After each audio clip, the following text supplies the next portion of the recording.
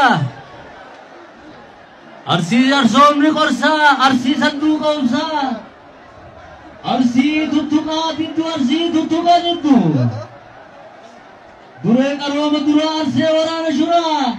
Waradi Lana Suga Farala Furate. Warabina Walba Suga Fawali Kutate. Arsi Gafa Ambirka.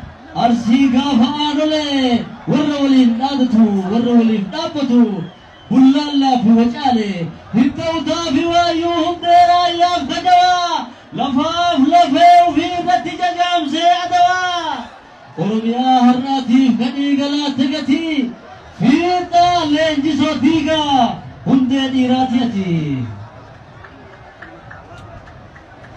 Nana esa kadurre esa kamane harra esa jirra kale esa kamtane. Eenyuun nutti godhe gama gabrummaa eenyuun nu labsiise kabaja namummaa maal nurraa barbaadaaf nutti duula diinni maaliif lafeen cabe maaliif jigadiinni maaliif lubbuu bade maaliif lafeen cabe waan barbaada lagaan argate moo dhabe jedhee otoo yaaduu yaadaan natti dhufan jaallan biyyaaf jecha jaallan sabaaf jecha aarsaa kennaa dhufan gariin lubbuun jiru garii du'aan dhabne Ibn Biyaf kenna garbin kamne Isaan keessa tokko Jawaar Mohammadi dhufee badala jira Oromoo gammadi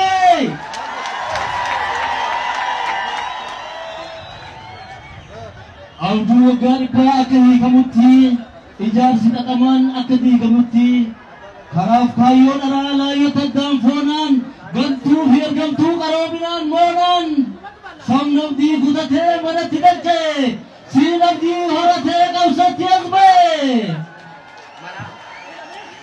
Garin Kanana Fesi Pitau Gufu Wana Tinkam Nekaba Jede Gufu Oromo Duganke Gurra Se Nebira Agamu Dide Kufe Urush Ragada Hamma Khen Gahani Wajin Ke Ragada Jijira Mabiya Hunde Dator Namne Rom Ni Siyasa Ke Akadundan Chamne